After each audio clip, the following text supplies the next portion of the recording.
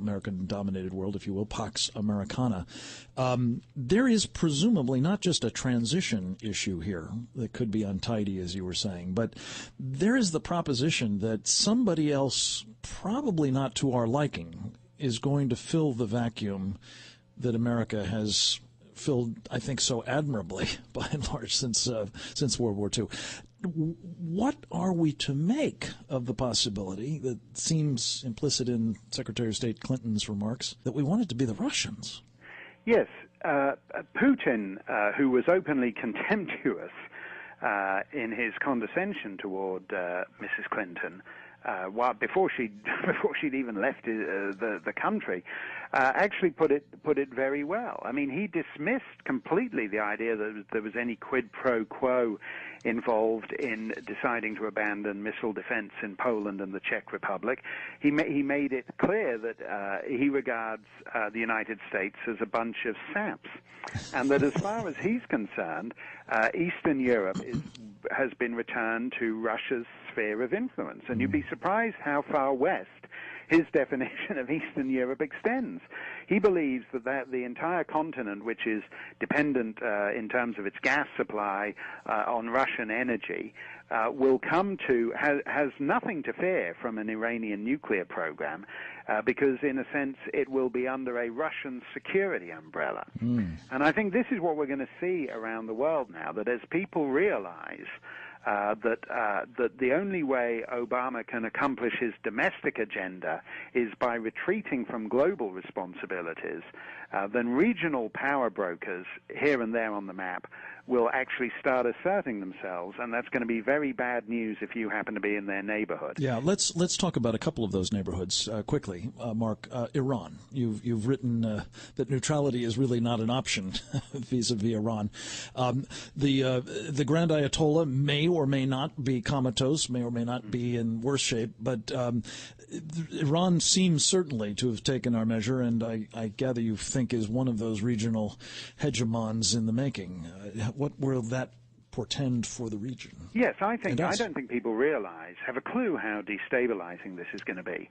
Essentially, the modern Middle East was invented by the British and the French over lunch in 1922, I mean, to all intents and purposes, and was then set in stone by the American relationship with Saudi Arabia and certain other nations beginning in the post-war era. This destroys all that at a stroke. Iran going nuclear, I think, will loose all kinds of dangerous toxins around the region and make it entirely impervious to Western influence. After all, we've seen the United States trying to influence Iran to no effect now for 3 or 4 years. This isn't like Pakistan and India going nuclear, both of which are American allies, at least in the formal sense, in the case of Pakistan. This is a country that has explicitly been at war with the United States in the most fundamental way for 30 years, and it's been able to cock a snook at the entire Washington establishment and say, we're now a nuclear power. This will have enormous repercussions.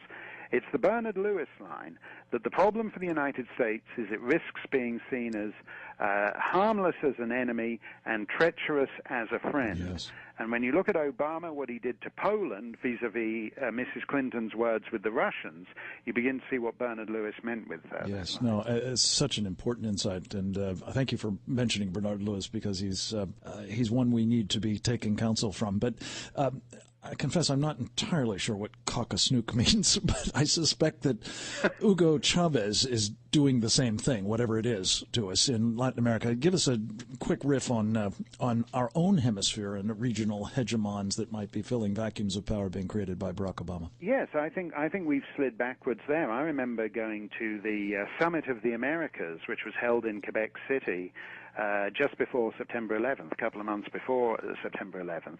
And George W. Bush was very proud that the only country that wasn't there, wasn't represented, was Cuba. Yeah. Because for the first time, with the exception of Cuba, the Americas were wholly democratic. What we've seen since then is really a tin pot strongman who doesn't have much going for him other than his own estimation of his indispensability, has managed to hijack a nation and not just do that, but also to float out there on the wider stage and make ad hoc alliances, particularly with parts of the Muslim world, simply for the purposes of undermining American power. And I think the image of the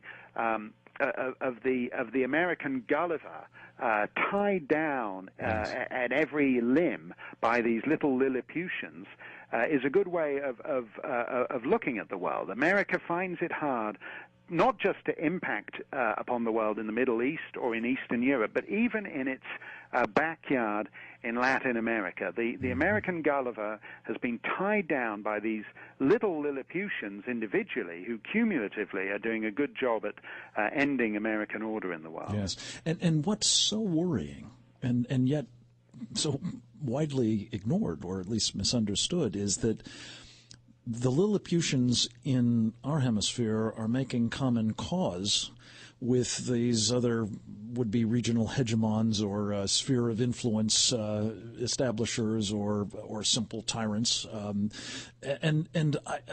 it's the combination of their virulent agendas that is particularly worrying. Before we leave, this marvelous tour d'horizon, which is filled with talking of snooks, I think. China. Talk to us about China, Mark Steyn.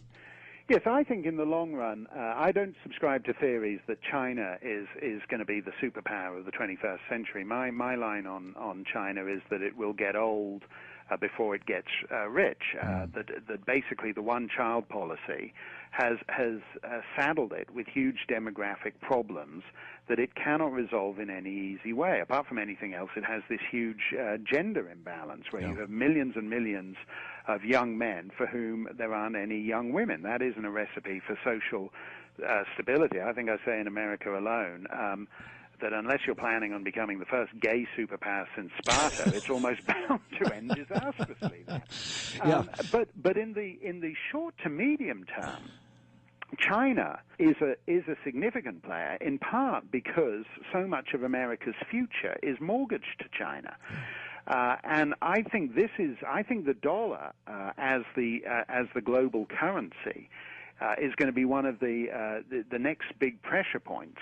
That if you have, as appears to be happening, China, the wealthy Arab nations, and Russia getting together and effectively talking more and more openly about ending the dollar's role as the global reserve currency, then I think you risk, given the present levels of American domestic spending, of putting this country, essentially killing the American dream, saying the dream's over, it can never come back, we're in permanent, transgenerational, long-term economic despond because the Chinese have hauled the rug out from under us. And we won't let that happen, will we? Mark Steyn, thank you for your vision, your acuity in that vision, and the humor as well with which you make it so penetrating. I appreciate so much you being with us, and I hope you will be a regular contributor to Secure Freedom Radio. You've illuminated so much today, and there's so much more to cover, and we look forward to doing it with you. That's it for today's installment of Secure Freedom Radio and our special edition with Mark Steyn. I hope you'll tune in tomorrow. The same time, the same station, including now streaming on WorldNet Daily, I'm very happy to report, for more of what you need to know to secure your freedom and that of those you love. For all of us here at Secure Freedom Radio, this is Frank F.